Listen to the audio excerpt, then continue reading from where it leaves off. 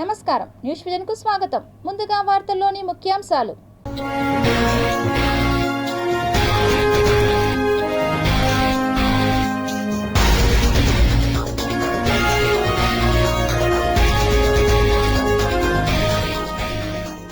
చైనాలో మరో సూర్యోదయం, ప్రయోగశాలలో తల మునకలైన శాస్త్రవేత్తలు.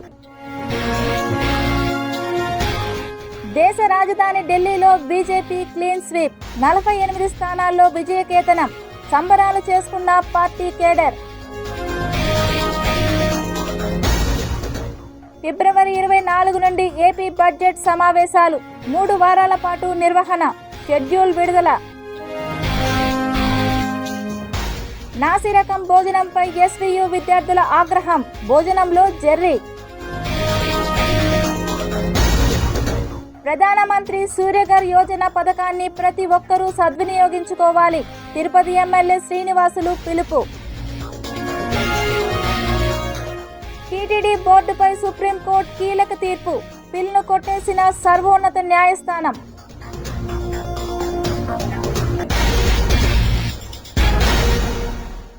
హోరాహోరీగా సాగిన ఢిల్లీ అసెంబ్లీ ఎన్నికల్లో బీజేపీ ఘన విజయం సాధించింది.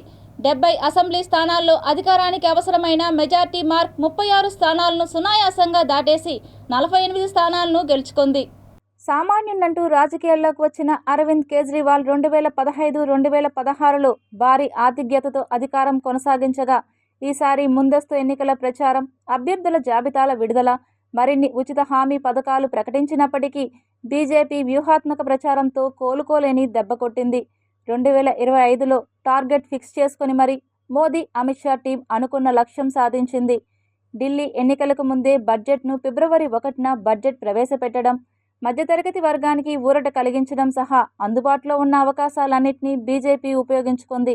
దేశంలోనే కేజ్రీవాల్ అంత అవినీతిపరుడు, అబద్ధాల కోరును చూడలేదంటూ లిక్కర్ స్కామ్, శీష్ మహల్ వివాదాన్ని సమర్థవంతంగా ప్రచారం చేసింది. బీజేపీ అధికారంలోకి వచ్చినప్పటికీ ఢిల్లీలో అమల్లో ఉన్న పథకాలను కొనసాగిస్తామని భరోసా ఇచ్చింది. యమునా జలాల్లో బీజేపీ విషం కలిగిందంటూ కేజ్రీవాల్ చివరి నిమిషంలో చేసిన ఆరోపణలు సైతం అంతే ధీటుగా తిప్పికొట్టింది. అవినీతికి చరమగీతం పాడుతామని, అభివృద్ధికి పట్టం కడతామని ప్రజలకు భరోసా ఇవ్వగలిగింది. బీజేపీ వికసిత్ ఢిల్లీ సంకల్ప పత్ర మేనిఫెస్టో మంత్రం ఢిల్లీ ఓటర్లపై పనిచేయగా, అవినీతి మరకలు, కుంభకోణాలు ఆఫ్ పార్టీ పాలిట శాపంగా మారాయి. ఎగ్జిట్ పోల్స్లో చెప్పినట్టుగానే భారతీయ జనతా పార్టీకి ఢిల్లీ ప్రజలు పట్టం కట్టారు. ప్రజలు ఇచ్చిన తీర్పును గౌరవిస్తున్నామని ఎన్నికల్లో ఓటమి తర్వాత అరవింద్ కేజ్రీవాల్ ట్వీట్ చేశారు. గెలిచిన బీజేపీకి అభినందనలు తెలిపారు. 10 ఏళ్ల పాటు ఢిల్లీ అభివృద్ధి, ప్రజా సంక్షేమానికి పాటుపడ్డామని, ఇక ప్రతిపక్షంగా నిర్మాణాత్మక పాత్ర పోషిస్తామని చెప్పారు. ఎన్నికల్లో పోరాడిన ఆఫ్ నేతలు, కార్యకర్తలకు ధన్యవాదాలు తెలిపారు. ఇదిలా ఉండగా తిరుపతిలో భారతీయ జనతా పార్టీ నేతలు విజయోత్సవ సంబరాలను ఘనంగా జరుపుకున్నారు. ఇచ్చినటువంటి అధికారాన్ని దుర్వినియోగం చేసి చిక్కిన ప్రతి అవకాశాన్ని దోచుకోవడానికి వాడినటువంటి కేజ్రీవాల్కు కోర్టు జైలు శిక్ష విధిస్తే, ప్రజా కోర్టులో ప్రజలు మరింత కఠినమైన శిక్ష విధిస్తూ తాను పోటీ చేసిన సీటును కూడా ఓడిపోయినటువంటి ఘన చరిత్ర కేజ్రీవాల్ది. ఉన్నటువంటి ముఖ్యమంత్రి, ఉప ముఖ్యమంత్రి వరుసగా ఓడిపోవడం జరిగింది. బీజేపీ పైన అవాకులు, చవాకులు, అబద్ధాలు మాట్లాడిన ప్రతి ఒక్కరూ ఇండి కూటమి పేరుతోటి అలౌకిక అలయన్స్ ఏదైతే ఉందో, అసహజమైనటువంటి కలయిక ఏదైతే ఉందో దాన్ని ప్రజలు తిప్పికొట్టారు. ఈరోజు ఏదో కేంద్ర ప్రభుత్వాల మీద, ఎలక్షన్ కమిషన్ మీద ఎన్నో ఆరోపణలు ఓటర్ను ఒప్పుకోకుండా చేస్తా ఉన్నాడు. ఈరోజు స్వయంగా తనే ఓడిపోయి ఈరోజు ఆ పార్టీకి మార్గదర్శనం లేకుండా చేశాడు. కాబట్టి కేవలం ఇది భారతీయ జనతా పార్టీ మీద నమ్మకం. ప్రజలందరూ కూడా ఈరోజు మోడీ గారిని, వారి నాయకత్వాన్ని విశ్వసించి ఈరోజు ఢిల్లీ పీఠాన్ని 32 సంవత్సరాల తర్వాత గద్దెనెక్కించినందుకు ఢిల్లీ ప్రజలందరూ కూడా భారతీయ జనతా పార్టీ తరఫున కృతజ్ఞతలు తెలియజేస్తా ఉన్నాం. ఈ మధ్య జరిగిన మహారాష్ట్ర, మిగిలిన అన్ని ఎలక్షన్స్ తీసుకోండి, ఈరోజు నిజమైనటువంటి కామన్ మ్యాన్ ప్రజలు అంటే భారతీయులందరూ కూడా భారతీయ జనతా పార్టీనే భారతదేశంలో ఢిల్లీ టు గల్లీ, గల్లీ టు ఢిల్లీ ఈరోజు ఉండాలని చెప్పి కోరుకుంటున్నారు. ఈ రిజల్ట్ ఇచ్చినటువంటి ఢిల్లీ ప్రజలకి, మిగిలిన అందరికీ కూడా భారతదేశంలో అంటే డెవలప్మెంట్ కోరుకునే వాళ్ళందరికీ కూడా ప్రతి ఒక్కరికి ధన్యవాదాలు తెలుపుతూ, ఢిల్లీ ఎన్నికల్లో 27 ఏళ్ల తర్వాత బీజేపీ విజయం చారిత్రాత్మకమని ఏపీ సీఎం చంద్రబాబు నాయుడు అన్నారు. పీపుల్స్ ఫస్ట్ అనే నినాదం అక్కడి ఎన్నికల్లో వర్కౌట్ అయ్యిందని, ఆ నినాదమే బీజేపీని గెలిపించిందని ముఖ్యమంత్రి చెప్పారు. మనందరం గర్వపడే రాజధాని ఉండాలని కోరుకుంటాం. ఈ రోజు విజ్ఞతతో ఢిల్లీ ఓటర్స్ అందరూ కలిసి 27 సంవత్సరాల తర్వాత బీజేపీని ఎన్నుకున్నారు. ఒక చారిత్రాత్మక విజయం ఇది. ఎందుకు నేను ఈ మాట చెప్తున్నానంటే, ఈ రోజు గెలుపు అనేది ఒక బీజేపీకో ఒక ఢిల్లీలో ఉండే ప్రజలకే కాదు, భారతదేశంలో ఉండే ప్రజలందరికీ ఆత్మ గౌరవానికి సంబంధించిన విషయం. ఈ రోజు ఎక్కడికి పోయినా ప్రపంచంలో మీది ఏ దేశం అంటే భారతదేశం చెప్తాం. మీ రాజధాని ఏదంటే ఢిల్లీ అని చెప్పుకొని గర్వంగా చెప్పుకుంటాం. మనం అందరం కూడా మనకు మంచి భవిష్యత్తు ఉండాలి, ఎక్కువ అవకాశాలు ఎక్కడ ఉంటాయి అనుకుంటే మన రాజధానికి పోవాలనుకుంటాం. అది రాష్ట్ర రాజధాని గాని దేశ రాజధాని గాని యాస్పిరేషన్స్ ని ఫుల్ఫిల్ చేసే ప్లేస్ గా ఉండాలి. అలాంటి రాజధాని ఇటీవల కాలంలో ఒక వెదర్ పొల్యూషన్, ఒక పొలిటికల్ పొల్యూషన్, ఈ రెండు పొల్యూషన్స్ కలిపి ఢిల్లీకి పోవడం మానేసి ఢిల్లీ నుంచి వేరే ప్రాంతాలకు వెళ్లిపోయే పరిస్థితికి వచ్చారు. ఒకప్పుడు బీహార్ నుంచి ఒక ట్రైన్ ఎవ్రీడే లేబర్ అంతా కూడా అక్కడ పోయి పని చేసుకుని మళ్ళా ఈవినింగ్ ఢిల్లీ నుంచి బీహార్కి వెళ్ళేవాడు. ఇప్పుడు బీహార్ నుంచి ఢిల్లీకి రావడంలా పరిపాలన అంటే ఎట్లుంటుందంటే ఒక్కొక్కసారి పరిస్థితులన్నీ కూడా తారుమారయ్యే పరిస్థితులు వస్తుంది. దానికి ఉదాహరణ ఢిల్లీ. అయితే ఇక్కడ ఏ మోడల్ వర్కౌట్ అవుతుంది భారతదేశంలో అనుకుంటే, ప్రపంచంలో ఎక్కడ గానీ భారతదేశంలో గానీ పీపుల్స్ ఫస్ట్ ఒక సస్టైనబుల్ మోడల్ క్రియేట్ చేయాల్సిన అవసరం ఉంది. అదే నరేంద్ర మోడీ ఒక సస్టైనబుల్ మోడల్ ని క్రియేట్ చేస్తున్నాడు. ఆయన్ని మనస్ఫూర్తిగా అభినందిస్తున్నాం. ఈ రోజు ఢిల్లీలో గెలుపు కూడా ప్రధానమంత్రి నరేంద్ర మోడీ గారి పైనుండే నమ్మకం. ఆ నమ్మకంతో ఢిల్లీ ప్రజలు నరేంద్ర మోడీ గారి నాయకత్వాన్ని బలపరిచారు. ఆంధ్రప్రదేశ్ బడ్జెట్ సెషన్కు డేట్ ఫిక్స్ చేశారు. ఈ నెల 24వ తేదీ నుంచి ఏపీ అసెంబ్లీ సమావేశాలు ప్రారంభం కానున్నాయి. 3 వారాల పాటు అసెంబ్లీ సమావేశాలు నిర్వహించాలనే ఆలోచనలో కూటమి ప్రభుత్వం ఉన్నట్టుగా తెలుస్తోంది. అయితే మొదటి రోజు బీఏసీ సమావేశం తర్వాత సభ ఎన్ని రోజులు జరపాలి అనే అంశంపై ఓ నిర్ణయానికి రానున్నారు ఏపీ శాసనసభ స్పీకర్ నిమ్మకాయల అయ్యన్న పాత్రుడు. ఈ నెల 28వ తేదీ లేదా వచ్చే నెల 3వ తేదీ ఆంధ్రప్రదేశ్ బడ్జెట్ 2025-26ను అసెంబ్లీలో ప్రవేశపెట్టే అవకాశం ఉందని అంటున్నారు. మరోవైపు అసెంబ్లీ సమావేశాలకు మంత్రులు పూర్తి స్థాయి సబ్జెక్టుతో హాజరు కావాలంటూ ఇప్పటికే ఆదేశాలు వెళ్లినట్టుగా తెలుస్తోంది. మరోవైపు కేంద్రం 2025-26 బడ్జెట్ను ఇప్పటికే ప్రవేశపెట్టింది. మన రాష్ట్రానికి ఏ మేరకు ప్రయోజనాలు లభిస్తాయో వివరాలు తెలియజేయాలని రాష్ట్ర ఆర్థిక శాఖ వివిధ ప్రభుత్వ శాఖలను ఆదేశించడం, రాష్ట్రానికి ఏ మేరకు ప్రాజెక్టులు నిధులు రానున్నాయి, ఏ శాఖకు ఎన్ని నిధులు వచ్చే అవకాశం ఉందో ఇప్పటికే కొంత క్లారిటీ వచ్చింది. ఇక కేంద్ర బడ్జెట్ 2025-26ను బట్టి రాష్ట్ర ప్రభుత్వం కూడా బడ్జెట్ 2025-26పై కసరత్తు చేస్తోంది. ఇప్పటికే వివిధ శాఖల నుంచి వివరాలను తెచ్చుకొని బడ్జెట్ రూపకల్పనపై దృష్టి సారించింది. కూటమి ప్రభుత్వం అధికారంలోకి వచ్చిన తర్వాత పూర్తి స్థాయి బడ్జెట్ ప్రవేశపెట్టలేకపోయింది. అంతకు ముందు ఉన్న వైసీపీ సర్కార్ ఆర్థిక వ్యవస్థను అస్తవ్యస్తం చేసిందని ఆరోపిస్తూ పూర్తి స్థాయి బడ్జెట్ పెట్టేలా పరిస్థితులు లేవని చెప్పుకొచ్చిన కూటమి సర్కార్ ఓట్ ఆన్ అకౌంట్తోనే నెట్టుకొచ్చిన ప్రభుత్వం మరోసారి నవంబర్లో అదే ఫాలో అయిపోయింది. కానీ ఇప్పుడు అధికారంలోకి వచ్చిన 10 నెలల తర్వాత తొలిసారిగా పూర్తి స్థాయి బడ్జెట్ ప్రవేశపెట్టడానికి సిద్ధమవుతోంది. Tirupati SV university B block hostel mess నందు ప్రమాణాలు పాటించకపోవడంతో విద్యార్థులు ఆందోళన బాట పట్టారు. పదే ఎస్వియు హాస్టల్ మెస్సులలో ఇలా క్రిమి కీటకాలు కనపడుతున్నాయని, తాము చదువుకోవడానికి వచ్చామని, తిండి కోసం కాదని సర్దుకున్న సమస్యలు పునరావృతం కావడం వల్లే స్పందించాల్సి వచ్చిందని విద్యార్థులు తెలిపారు. 7వ తారీఖు 7 గంటల నుంచి 9 గంటల వరకు జరిగింది మాకు మెస్. ఆ టైంలో వచ్చేసి మాకు జరి కనపడటం జరిగింది. దీన్ని మేము వంట వాళ్ళ దృష్టికి తీసుకెళ్ళడం జరిగింది. వాళ్ళు ఏదో కుంటి సాకులు చెప్పడం జరిగింది. ఇదే కాదు, గతంలో కూడా ఇలా చాలాసార్లు జరిగినాయి. ఇది 4th టైము. కాబట్టి నేను కోరుకునేది ఏంటంటే, తినే ఫుడ్ కాబట్టి విద్యార్థుల హెల్త్ పరిగణలోకి తీసుకొని కొంచెం హైజీనిక్గా ఫుడ్ ఉండాలని చెప్పి, అట్ ద సేమ్ టైము అదేవిధంగా మనకి ఏ రోజైతే మెనూ ఏదో ఉందో అది పకడ్బందీగా, వంట మనుషులు ఎవరైతే ఉన్నారో వాళ్ళు బ్లౌజులు కానీ హైజీనిక్గా శుభ్రంగా కిచెన్ శుభ్రంగా ఉండాలని మేము కోరుకుంటున్నాం. అంతే. కాకపోతే దీని మీద యాక్షన్ ఎంత తొందరగా తీసుకుంటే అంత బాగుంటుందని. ఎట్లా మాది ఏప్రిల్కి అయిపోయిద్ది కాబట్టి ఈ టైంలో మాకు ఇవన్నీ గొడవలు ఇవన్నీ ఎందుకు మాకు. కాకపోతే తినే తిండి కాబట్టి హెల్త్ దాని మీద డిపెండ్ అయింటుంది కాబట్టి ఖచ్చితంగా మీరు యాక్షన్ తీసుకోవాలని ముఖంగా మేము తెలియజేసుకుంటున్నాం. మా మెయింటెనెన్స్ బిల్లులు కూడా వేస్తారు కానీ సరిగా క్లీన్గా ఉండవు, ఏముండవు. ఆ బాత్రూమ్ డోర్స్ ఎన్నిసార్లు చెప్పినా కూడా వాళ్ళు పట్టించుకోవడం లేదు. లెటర్లు పెట్టినామంటారు కానీ రెస్పాండ్ కాలేదు. అసలు బాత్రూంలో డోర్స్ ఇరిగిపోయినా కూడా పట్టించుకోవట్లేదు. మేము స్టార్టింగ్లో వచ్చినప్పటి నుంచి అలానే ఉండే కానీ ఎవరే కానీ పట్టించుకోవడం లేదు. ఒక్కోసారి వాటర్ కూడా వదలలేరు పొద్దున పూట. ఎప్పుడు 7 గంటలకు వదిలేస్తారు, 6కి అలా వదిలేయకుండా మాకు కూడా కొంచెం వాటర్ కూడా ఇబ్బంది అవుతూ ఉంటుంది. మా స్టైఫండ్ మా హక్కు అంటూ ఎస్వి పశు వైద్య విద్యార్థులు శనివారం వారి కళాశాల ఆవరణందు నిరసన కార్యక్రమం చేపట్టారు.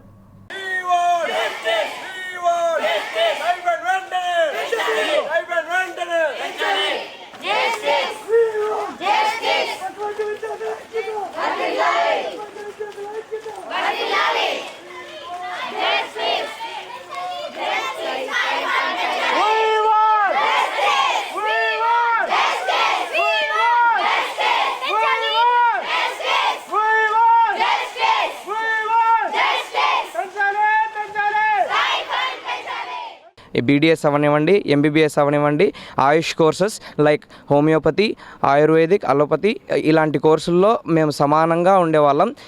కానీ గత 13 సంవత్సరాలుగా వాళ్ళకి హైక్స్ అనేవి వస్తూనే ఉన్నాయి. స్టైఫండ్స్లో మాకు ఎలాంటి హైక్స్ మాకు లేవు. 13 సంవత్సరాల నుంచి 7,000గానే మిగిలిపోయింది మా స్టైఫండ్. ప్రస్తుత గవర్నమెంట్ ఏదైతే ఉందో మాకు పాజిటివ్గా స్టూడెంట్స్ వైపు ఉంది, పాజిటివ్గా స్పందిస్తుంది.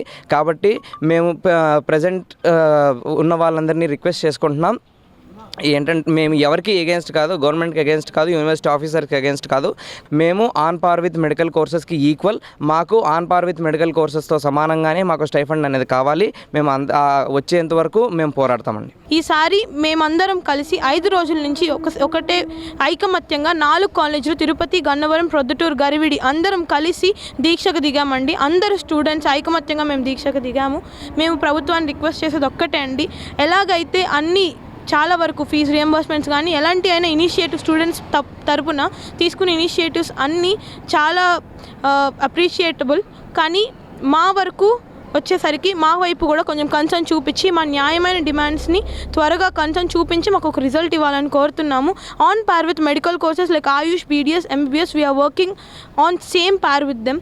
మేము దానికోసమే వాళ్ళకి ఎంత అయితే మేము సమానంగా వర్క్ చేస్తున్నామో on par with medical courses మేము అంతే డిమాండ్ చేయడానికి మాకు ఎవ్రీ రైట్ ఉంది.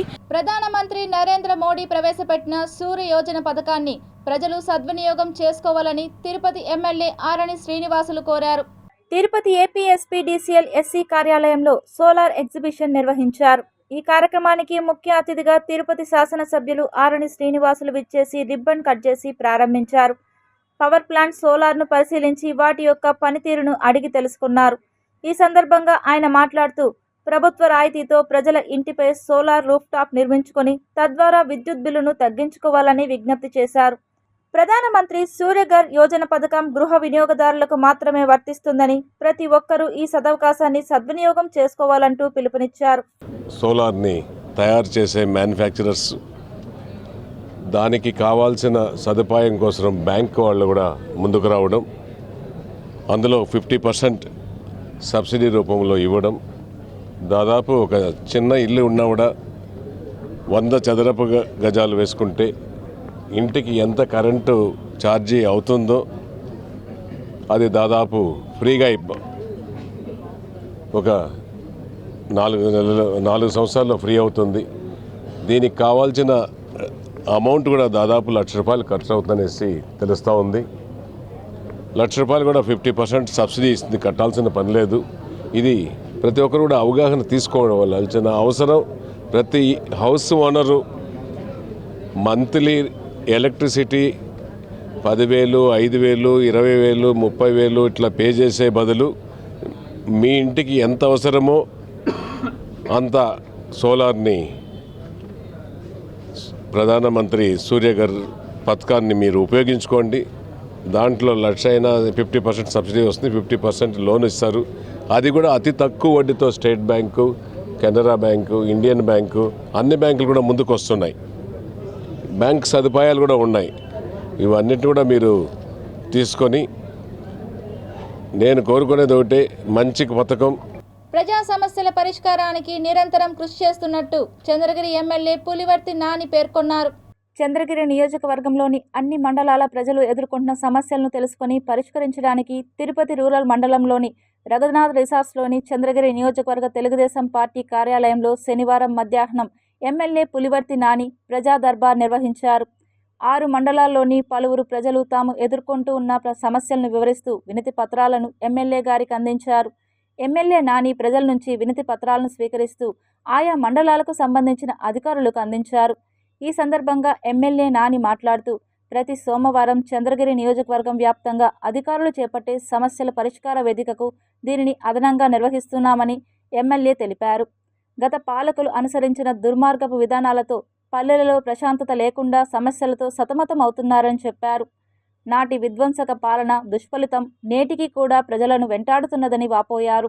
రాష్ట్ర ముఖ్యమంత్రి నారా చంద్రబాబు నాయుడు దూరదృష్టి, deputy CM Pawan Kalyan, IT శాఖ మంత్రి నారా లోకేష్ ప్రజలకు మేలు చేయాలనే ఉద్దేశంతో మంచి ప్రభుత్వం మంచి పాలన ప్రజలకు అందించాలనే యువ నాయకుడు ఐటీ విద్యాశాఖ మంత్రి నారా లోకేష్ పట్టుదలతో ప్రజలు పడుతున్న కష్టాల నుంచి బయటపడాలని ఎమ్మెల్యే తెలిపారు. అధినాయకత్వం ఆదేశాలతో అనుక్షణం ప్రజా సంక్షేమానికి, సమస్యల పరిష్కారానికి తాను అంకితభావంతో పనిచేస్తున్నానన్నారు. రాజకీయాలకు అతీతంగా ప్రజా సమస్యల పరిష్కారానికి కృషి చేస్తున్నట్లు వివరించారు. ముఖ్యమంత్రి నారా చంద్రబాబు నాయుడు నాయకత్వంలో ఎక్కడ కూడా రాజకీయ కక్షలకు, వర్గ విభేదాలకు, ప్రాంతాల తారతమ్యానికి తావులేదన్నారు. అధికారులందరూ ప్రజలు అందించిన వినతి పత్రాలను శాఖల వారీగా పరిశీలించి పరిష్కారానికి చొరవ చూపాలని ఆదేశిస్తున్నట్లు చెప్పారు. చంద్రగిరి నియోజకవర్గంను సమస్యల రహిత నియోజకవర్గంగా తీర్చిదిద్దుతామని పిలుపునిచ్చారు. ఈ కార్యక్రమంలో నియోజకవర్గంలోని అన్ని మండలాలకు సంబంధించిన కూటమి పార్టీల నాయకులు, ప్రజలు పాల్గొన్నారు. తిరుమల తిరుపతి దేవస్థానాల టీటీడీ బోర్డును రద్దు చేయాలంటూ దాఖలైన పిటిషన్ను సుప్రీంకోర్టు కొట్టివేసింది. గత నెల 8న తిరుపతిలో వైకుంఠ ద్వార దర్శన టోకెన్ల పంపిణీ కేంద్రం వద్ద జరిగిన తొక్కిసలాటలో 6 భక్తులు మృతి చెందిన ఘటనకు సంబంధించి ప్రస్తుత బోర్డును రద్దు చేసి కొత్త బోర్డును నియమించాలని కోరుతూ భారత చైతన్య యువజన పార్టీ బీసీవైపీ అధ్యక్షుడు బోడే రామచంద్ర యాదవ్ గత నెల 17న రిట్ పిటిషన్ వేశారు. ఈ వ్యాజ్యం శుక్రవారం ప్రధాన న్యాయమూర్తి జస్టిస్ సంజీవ్ ఖన్నా, జస్టిస్ సంజయ్ కుమార్తో కూడిన ధర్మాసనం ముందుకు రాగా విచారణ జరిపేందుకు నిరాకరించింది. రాష్ట్ర హైకోర్టును ఆశ్రయించాలని పిటిషనర్కు సూచిస్తూ వ్యాజ్యాన్ని కొట్టివేసింది. తెప్పపై శ్రీ కళ్యాణ వెంకటేశ్వర స్వామివారి అలంకరణలో భక్తులను కటాక్షించారు గోవిందరాజస్వామివారు. తిరుపతి శ్రీ గోవిందరాజస్వామివారి తెప్పోత్సవాల్లో భాగంగా 3వ రోజు శనివారం సాయంత్రం శ్రీ కళ్యాణ వెంకటేశ్వర స్వామి రూపంలో భక్తులను కటాక్షించారు. ఈ సందర్భంగా ఆలయంలో ప్రత్యేక కార్యక్రమాలు నిర్వహించారు. 3వ రోజైన శనివారం సాయంత్రం 6:30 గంటల నుండి రాత్రి 8 గంటల వరకు స్వామివారు దేవేరులతో కలిసి దెప్పపై విహరించి భక్తులకు అభయమిచ్చారు. అనంతరం ఆలయ 4 మాడ వీధుల్లో ఊరేగి భక్తులను అనుగ్రహించారు. ఈ సందర్భంగా టీటీడీ హిందూ ధర్మ ప్రచార పరిషత్ అన్నమాచార్య ప్రాజెక్ట్ ఆధ్వర్యంలో భజనలు, హరికథ, సంగీత కార్యక్రమాలు నిర్వహించారు. ఈ కార్యక్రమంలో తిరుమల శ్రీ శ్రీ శ్రీ పెద్ద జీయర్ స్వామి, శ్రీ శ్రీ శ్రీ చిన్న జీయర్ స్వామి, ఆలయ డిప్యూటీ ఈవో శ్రీమతి శాంతి, ఇతర అధికారులు, విశేష సంఖ్యలో భక్తులు పాల్గొన్నారు. మేము పూణే నుంచి వచ్చాము ఇక్కడ వెంకటేశ్వర స్వామి దర్శనం తీసుకోవడానికి. ఇప్పటికి 3 రోజులు అయింది మేము దర్శనం ఇక్కడ తిరుగుతున్నాము. తిరుమల దర్శనం అయింది. ఇప్పుడు ఇక్కడ వచ్చాము గోవింద్ స్వామి దర్శనం కోసం. ఇక్కడ చాలా మంచి ఏర్పాటు చేశారు, చాలా మంచి అరేంజ్మెంట్ చేశారు. మేము చాలా హ్యాపీగా ఉన్నాము. మనసు చాలా ప్రశాంతంగా ఉంది. చాలా సంతోషం, మంచిదే. పుట్టినప్పటి నుంచి చూస్తూనే ఉన్నాము. ఫస్ట్ 3, మళ్ళీ 5, మళ్ళీ 7, మళ్ళీ 9, మళ్ళీ 11 రోజులు బ్రహ్మాండంగా జరుగుతుంది. పుట్టి పెరిగి ఇక్కడే ఉన్నాము. ఇన్ని స్వామివారి దర్శనాలు లక్షణంగా సౌభాగ్యంగా జరుగుతుంది. చాలా మంచి శక్తి దేవుడు. చాలా అందరికీ చాలా సంతోషం. ఈ తెప్పోత్సవం అనేది చాలా మంచిది. గోవిందరాజ స్వామిది ప్రతి ఇయర్ జరుగుతూ ఉంటుంది. ఈ తెప్పోత్సవం అనేది మన గోవిందరాజ స్వామి ప్రతి సంవత్సరము ఆయన అలసిపోతారు, పండుకొనే ఉంటారు. ఈ సంవత్సరం ఈ నెలలో ఆయనకి తెప్పోత్సవం జరుగుతుంది. శ్రీకాళహస్తి ఆలయంలో వెలిసిన భక్త కన్నప్పకు ప్రత్యేక పూజలు నిర్వహించారు. భక్త కన్నప్ప ముక్తి చెందిన రోజు ఈ రోజే. మకర మాసం మృగశిర నక్షత్రం నందు భక్త కన్నప్ప 6 రోజులు పూజ అనంతరం మృగశిర నక్షత్రం నందు భక్త కన్నప్ప ముక్తి చెందిన సందర్భంగా శ్రీకాళహస్తీశ్వర స్వామివారి దేవస్థానంలో ఉన్న శ్రీ భక్త కన్నప్ప స్వామివారికి పలు రకాల సుగంధ పరిమళ ద్రవ్యాలతో విశేషంగా అభిషేకం నిర్వహించారు. అనంతరం శ్రీ భక్త కన్నప్ప స్వామివారిని శోభమయంగా అలంకరించి విశేష పూజలు, దీపధూప నైవేద్యాలను సమర్పించారు. ఈ కార్యక్రమంలో భక్త కన్నప్ప భక్తులు తదితరులు పాల్గొన్నారు.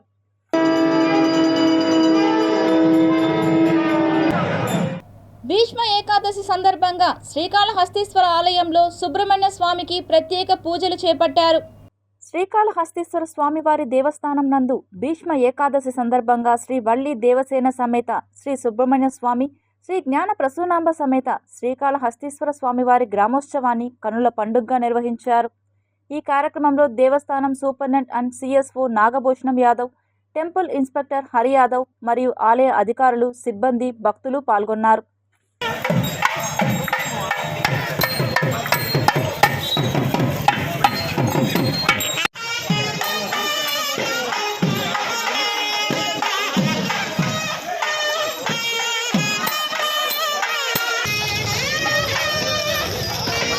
కపిలతీర్థం నుంచి జాలువారే తిరుమల ప్రాంతంలోని పవిత్రమైన జలాలు వృధా అవుతున్నాయని ఆవేదన వ్యక్తం చేశారు. కపిలతీర్థం నది పరిరక్షణ కమిటీ సభ్యులు ఆవేదన వ్యక్తం చేశారు. తక్షణం అధికారులు దీనిపై స్పందించాలని ఈ సందర్భంగా డిమాండ్ చేశారు. సో అందులో భాగంగా ఈరోజు ఏదైతే కపిలతీర్థం నుంచి వచ్చే నీళ్ళని వీలైతే ఎంత దూరం అయితే మనం ప్రవహిస్తుందో ఆ నదినికి అక్కడక్కడ మధ్యలో ఇదివరకు కపిలతీర్థం నీళ్ళు వచ్చేటప్పుడు కొండపై నుంచి కూడా ఆయకట్లు కట్టారు, చెక్ డ్యామ్స్ లాగా కట్టారు. వీలైతే ఇలాంటి చెక్ డ్యామ్స్, వీటికి కూడా చెక్ డ్యామ్స్ కడితే వాటర్ ఫ్లో వచ్చేటప్పుడు ఫ్లో స్పీడ్ తగ్గినప్పుడు వాటర్ ఎక్కడైతే స్టక్ అవుతుందో అక్కడ మీకు ఈ ఇంకుడు గుంటలు పెట్టడం వల్ల ఖచ్చితంగా నీళ్లు గ్రౌండ్ లెవెల్కి వెళ్ళే అవకాశం ఉంటుంది. తద్వారా నీటి ఎద్దడి అనేది పూర్తిగా ప్రాబ్లం లేకుండా ఉంటుంది. ఆ ఏరియాలో ఉండే ప్రజలు కూడా నీళ్ళు సౌకర్యం బాగుంటుంది. ఇది ఆటోమేటిక్గా ప్రజలే లబ్ధి పొందుతారు. అలాగే మనకి ఎకోసిస్టమ్ డెవలప్ అవడం వల్ల టోటల్గా తిరుపతిలో నీళ్ళు ప్రాబ్లం కూడా లేకుండా పోతుంది. మీరు ఆ కపిలతీర్థం కాడి నుంచి ఒకప్పుడు నీరు ఎంత వర్షాలు వచ్చినా, ఎంత వరదలు వచ్చినా, తిరుపతి నుంచి వాటర్ పోయే ఆ చెరువులన్నీ నిండిపోయినా కూడా కపిలతీర్థం నీళ్ళు అనేది చుట్టుపక్కల ఉన్న ఇళ్ళ కూడా నీళ్లు పోయేది కాదు. ఎంత వాటర్ వచ్చినా సగం వాటర్ నుంచి ముక్కాలు వాటర్ ఇంకిపోయేది, మిగతాది ఫ్లోలో వెళ్ళిపోయేది. ఈరోజు అలా కాదు. చిన్నపాటి వర్షానికి కూడా ఏంటంటే చుట్టుపక్కల ఇళ్ళకి ధారాళంగా మనం రోడ్డు మీద ఎట్టబోతున్నది ఆ విధంగా వెళ్ళిపోతాం ఇళ్ళకి. కారణం ఏంటంటే నీరు కనీసం ఒక నీటి బొట్టు కూడా ఇంకడం లేదు. ఆ నీటి బొట్టు అనేది ఇంకిందంటే ముక్కాల వాసి నీళ్ళు భూమిలోకి వెళ్ళిపోతుంది, కాలువాసి వెళ్ళిపోతుంది. మీరు గ్యాప్లు అక్కడక్కడ గ్యాప్లు ఇవ్వండి, ఒక 20 feet 30 feet వేయండి, ఆ నుంచి మళ్ళీ ఒక 20 feet గ్యాప్ ఇవ్వండి. ఈ వరలు అనేది వేరు. ఇప్పుడు వరలు అనేది వేస్తే ఈ చెత్త చెదరంగా వరలు నిండిపోతుంది. ఆ వరలు అనేది నీళ్ళు ఇంకుతాయి అనేది చాలా నేను అనుకునేది అంటే ఎక్కువ ఇంకవని. మన దగ్గర వచ్చినటువంటి వాటర్ని మనం వేస్ట్ చేసి బయటికి పంపించేసి మనం కందలేరు నుంచి వెళ్ళి కొన్ని కోట్ల రూపాయలు ఖర్చు పెట్టి కరెంటు బిల్లులు కట్టి డంపింగ్ చేసేసి వాటర్ని తీసుకొచ్చేసి బిల్లులు తీసుకొనేసి ప్రభుత్వం ప్రజాధనాన్ని దుర్వినియోగం చేస్తున్నటువంటి దాన్ని మనం చూస్తూ ఉన్నాం. కాబట్టి మనిషి అవసరానికి ఆ పట్టణంలో అక్కడ ఉన్నటువంటి వాటర్ని బయటికి పంపించేసేసి మనం బయట నుంచి వెళ్ళి వాటర్ని తీసుకొని వచ్చేసి ఇక్కడ ప్రజలకు వాటర్ ఇస్తానంటున్నాం. లేనప్పుడు ఇవ్వడం వల్ల తప్పే లేదు. కానీ ఉన్న వాటర్ని కూడా ఏంటంటే పరిరక్షించుకొనేసేసి మనం ఈ వాటర్ని ప్రజలకు స్వచ్ఛమైన వాటర్ని కొన్ని వేల మందికి ఇవ్వవలసినటువంటి అవకాశం ఉన్న చోట కూడా దాన్ని దుర్వినియోగపరుస్తున్నారంటే ఇక్కడ ఉన్నటువంటి అధికారులకు లోపం వల్లనే ఇది మనం గుర్తించాలి.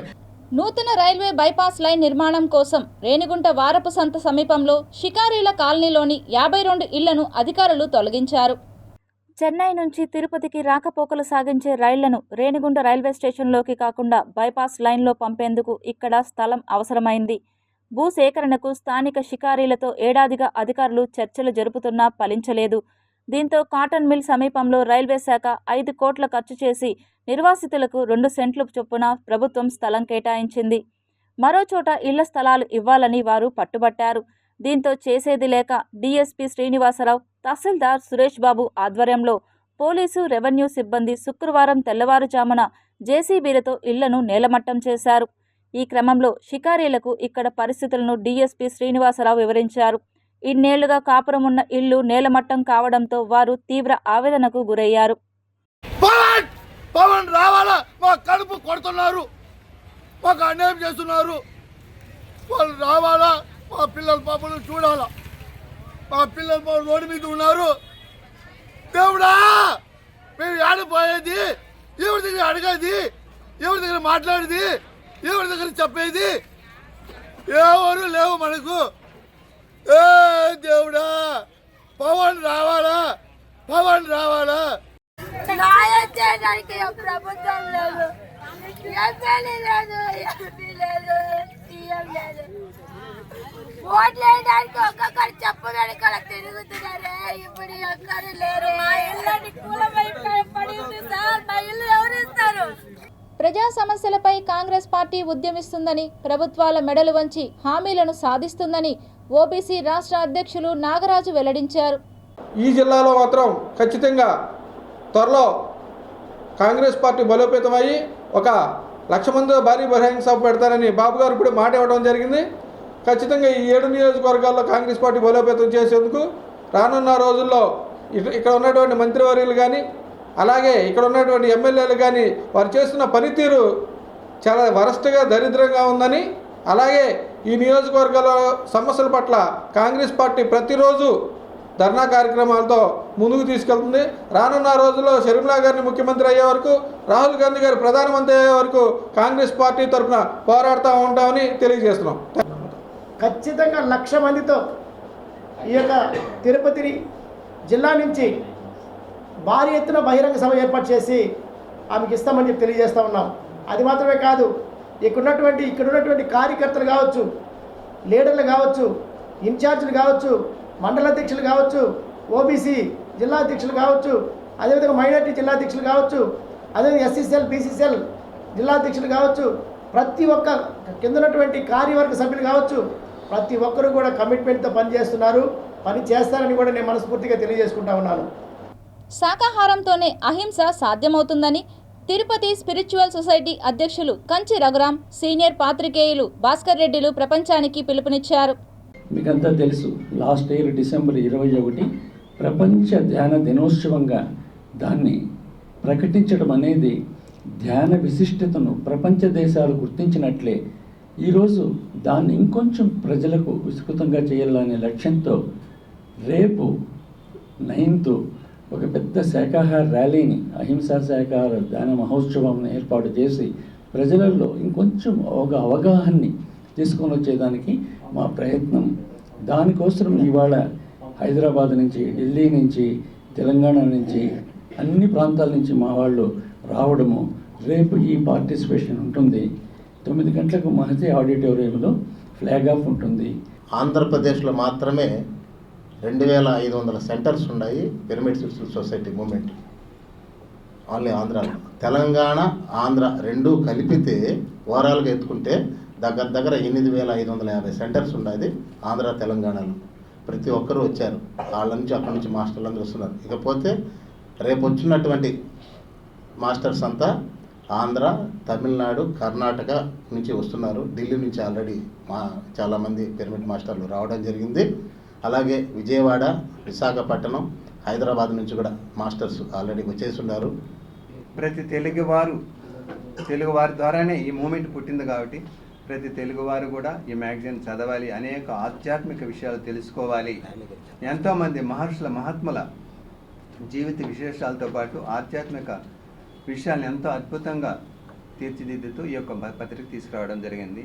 మీరు ఇక్కడ ఉన్నట్టు వాళ్ళంతా కూడా సీనియర్ మాస్టర్స్ 20 సంవత్సరాల నుంచి 34 సంవత్సరాలుగా కార్యక్రమాలు చేస్తూ అనేక చోట్ల శాఖాహార ర్యాలీలో పాల్గొంటున్నారు. ముఖ్యంగా ఈ యొక్క ప్రెస్ మీట్ ఏర్పాటు చేయడం ఏంటంటే మరి ఆల్రెడీ పాంప్లెట్ ద్వారా తెలియజేసిన తిరుపతి ప్రెస్ క్లబ్లో శుక్రవారం స్థల వివాదంపై చంద్రగిరి వాసి భాగ్యమ్మ చేసిన ఆరోపణలు అవాస్తవాలని పాడే కృష్ణారెడ్డి వారి కౌలుదారులు తెలియజేశారు.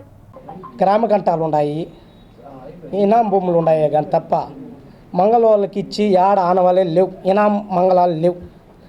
అలాగా తప్పుడు రికార్డు పట్టా తెచ్చితే ఆ పట్టా కూడా 2002లో బోగస్ ఎంఆర్ఓ చెప్పారు. అయ్యా ఇది బోగస్, మీరు వెళ్ళిపోండి అని చెప్పారు వాళ్ళకి. పదే వాళ్ళు స్పందనకి వెళ్ళినా అదే చెప్పారు, రెవెన్యూలకు పోయినా అదే చెప్పారు. ఇలాగ తప్పుడు రికార్డు ఎత్తుకొచ్చి మమ్మల్ని నానా రకాలుగా ఇబ్బంది పెడుతున్నారు. సైట్లో రౌడీలు తీసుకొని వస్తాడు, వచ్చి మేము షెడ్ కట్టుకుంటే మా షెడ్ తోలు చేస్తాడు. ఇలాంటి పని చేస్తూ నానా గబారు పెట్టి మేము కంప్లీట్గా ఇచ్చాము, కంప్లీట్ ఇస్తాడు, మా తప్పు అయిపోయిందని వెళ్ళిపోతున్నాడు ఆ మనిషి. ఇలాగ మేము కోర్టు ఆర్డర్లు అన్నీ మాకు కాడ ఇచ్చున్నారు, మాకు పక్కా రికార్డు మాది రెవెన్యూలో ఇచ్చున్నారు. ఆ తప్పుడు రికార్డు కాడ ఇప్పుడు మీడియా మృతంగా మా అన్న మాట్లాడి ఆ రికార్డు గురించి పరిశీలించి చూడండి. మీడియా మిత్రులందరూ రికార్డాన్ని మీకు సబ్మిట్ చేస్తారు, మీరు మాకు న్యాయం చేయండి. ఈరోజు ప్రెస్ క్లబ్ ఎందుకు పెట్టానంటే తప్పుడుగా వచ్చి తప్పుడు సమాచారం ఇస్తూ ఉన్నారు ప్రెస్ని. వాళ్ళ ల్యాండ్ పూర్తి 50% ల్యాండ్ ఎయిర్పోర్ట్ పోయింది వాళ్ళది. అవన్నీ మీరు చెప్పేదన్న మాకు అవకాశం వీళ్ళు, అంతేగాని అది ఎయిర్పోర్ట్ పోయింది. ఇది చెప్పింది. ఇప్పుడు ఇది ఒరిజినల్గా వచ్చి ఆ ల్యాండ్ వచ్చి పాడి జయశంకర్ రెడ్డి పేరుతో ఉందండి. పాడి జయశంకర్ రెడ్డి పేరుకు కోర్టులో కూడా వీళ్ళు రెవెన్యూ వాళ్ళు పాడి జయశంకర్ రెడ్డి వాళ్ళ నాన్న కృష్ణారెడ్డి పేరుతో ఉన్నది, రెవెన్యూ రికార్డులో ఉందని చెప్పి కోర్టులో ఇచ్చారండి. కోర్టులో కూడా కౌంటర్లో కూడా అఫిడవిట్లో కూడా మెన్షన్ చేశారు. ఆ అఫిడవిట్ కాపీ ఇది. తర్వాత కోర్టు కూడా ఉత్తర్వులు ఇచ్చింది, పాడి జయశంకర్ రెడ్డి భూమిని ఉత్తర్వులు. నవభారత నిర్మాణానికి ప్రతి యువత కట్టుబడి ఉండాలని, విద్యార్థులలో ఉన్న జ్ఞానాన్ని వెలికితీసి లక్ష్య సాధన వైపు పరుగులు తీసే విధంగా యువతలో దాగి ఉన్న స్ఫూర్తిని సమాజానికి పరిచయం చేసేందుకు శిక్షణా తరగతులు ఉపయోగపడతాయని ఇంపాక్ట్ సభ్యురాలు తహస్సునిసా బేగం తెలిపారు. ఈ కార్యక్రమానికి ముఖ్యంగా అందరూ ఆల్రెడీ ఇంపాక్ట్లో ట్రైనింగ్ తీసుకొని వివిధ సంస్థల్లో కూడా స్కూల్స్లలో కాలేజెస్లలో ట్రైనింగ్ ఇస్తున్న శిక్షకులందరూ కూడా ఇంకా అడ్వాన్స్ ట్రైనింగ్ అన్నది ఈ కార్యక్రమంలో జరిగింది. ఈ కార్యక్రమానికి ఎందుకంటే ఒక ట్రైనర్ అనేవాళ్ళు ఎప్పుడు కూడా వాళ్ళ నైపుణ్యతల్ని నాలెడ్జ్ని అప్డేట్ చేసుకున్నప్పుడే వాళ్ళు ఇంకొకరికి ఇంకా వాళ్ళ నైపుణ్యతలని నాలెడ్జ్ని పంచగలరు. కాబట్టి సో ఎప్పుడు కూడా ఇంపాక్ట్ సంస్థ వాళ్ళ యొక్క ట్రైనర్స్కి కూడా ఈ ట్రైనింగ్ ఇచ్చి వాళ్ళని అప్డేట్ చేస్తూ వాళ్ళ నైపుణ్యతల్ని పెంచుతూ ఉంటుంది. అలాంటి కార్యక్రమమే ఈరోజు ఇక్కడ చాలా విజయవంతంగా జరిగింది. ఈ కార్యక్రమానికి వచ్చిన మన ఇంపాక్ట్ ఇంటర్నేషనల్ శ్రీనివాస్ సోను గారికి, అలాగే మన డాక్టర్ శ్రీధర్ విఠలం గారికి, మరియు ఇక్కడ ఉండే మిగతా అందరూ ట్రైనర్స్కి అందరికీ కూడా నేను ధన్యవాదాలు తెలుపుతా ఉన్నాను. టీటీడీ అన్నమాచార్య కళామందిరంలో రాజ రసజ్ఞు వారి ఆధ్వర్యంలో త్యాగరాజ సంస్మరణోత్సవాలు జరుగుతున్నాయి.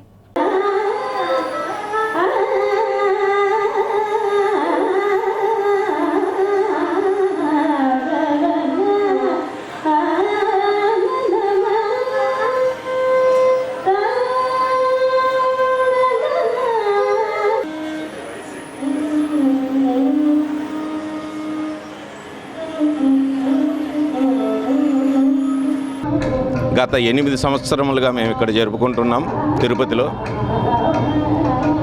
ప్రతి సంవత్సరం 3 రోజులు కార్యక్రమం ఉంటుంది. అనేక మంది తిరుపతి కళాకారులు, బయట కళాకారులు కూడా వచ్చి ఇందులో పాడడం, వాయించడం జరుగుతుంది. ఈసారి ప్రత్యేకించి 3వ రోజు టీటీడీ బోర్డు మెంబర్ అయినటువంటి శ్రీ భానుప్రకాష్ రెడ్డి గారు కూడా వస్తున్నారు. అదే విధంగా తిరుచి శంకర గారిది చివరి రోజు తిరుచి శంకర గారిది స్పెషల్ ప్రోగ్రాం కూడా ఏర్పాటు చేయడం జరిగింది. కళాకారులు, కళాభిమానులు అందరూ ఈ కార్యక్రమాన్ని ఎంతో దిగ్విజయం చేస్తున్నందుకు మాకు చాలా సంతోషంగా ఉంది. తయారీ, నిర్మాణ రంగంలో అనేక అద్భుతాలు సృష్టించిన చైనా తాజాగా భూమిపైనే కృత్రిమంగా సూర్యుడిని ప్రయోగశాలలో పునఃసృష్టించినట్లు అధికారికంగా ప్రకటించింది. అధునాతన సూపర్ కండక్టింగ్ టోకామోక్గా పిలువబడే కృత్రిమ సూర్యుడును ప్రయోగశాలలో తయారు చేసింది. గత నెలలో నిర్వహించిన ప్రయోగంలో కృత్రిమ సూర్యుడిని 1066 సెకండ్ల పాటు స్థిరంగా సృష్టించింది. ఇది ఫ్యూజన్ ఉత్పత్తి ద్వారా విద్యుత్ను సాధించడానికి చేసిన ప్రయోగంలో గణనీయమైన పురోగతిని సాధించినట్లు చైనా శాస్త్రవేత్తలు ప్రకటించారు. ఇంతకుముందు శాస్త్రవేత్తలు 403 సెకండ్ల పాటు ఫ్యూజన్ను మండించిన రికార్డును తాజా ప్రయోగంతో తుడిచిపెట్టేశారు. సూర్యుడి నుంచి మనకు నిత్యం వెలుతురు ఉండాలంటే లోపల సంలీన ప్రక్రియను నిరంతరం జరుగుతూ ఉండాలి. 2 హైడ్రోజన్ అణువులు ఒక హీలియం అణువుగా మారి అత్యధిక మోతాదులో వేడిని ఉత్పత్తి చేస్తున్నాయి. ఇది మానవాళికి అపరిమితమైన స్వచ్ఛమైన శక్తిని అందిస్తుంది. చైనా తాజాగా చేసిన ప్రయోగంతో ఇక నుంచి ఆ శక్తికి కృత్రిమంగా ప్రయోగశాలలో తయారు చేసుకోవడానికి మొదటి అడుగు పడింది. ఇది సౌర వ్యవస్థకు మించిన అన్వేషణను అందిస్తుందని Chinese academy of sciences CAS పరిశోధకులు తెలిపారు. దాదాపు 70 సంవత్సరాలుగా ఈ ప్రయోగం కోసం శాస్త్రవేత్తలు కృషి చేశారని చైనా ప్రకటించింది. వార్తలు ముగించే ముందు ముఖ్యాంశాలు మరోసారి చూద్దాం.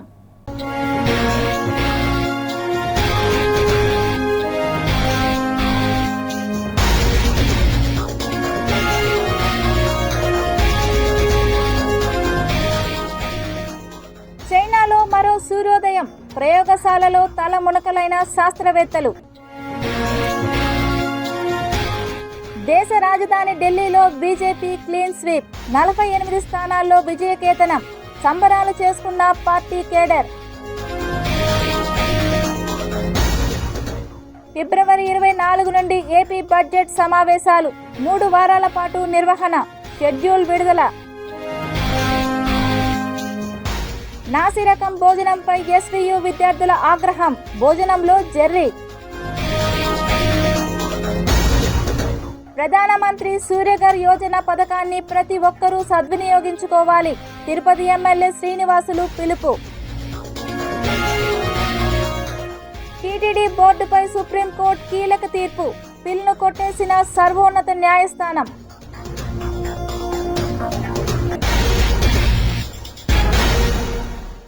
ఈ వార్తలు ఇంతటితో సమాప్తం. సమగ్ర సమాచారంతో న్యూస్ విషయంలో మళ్ళీ కలుద్దాం. అంతవరకు సెలవు, నమస్కారం.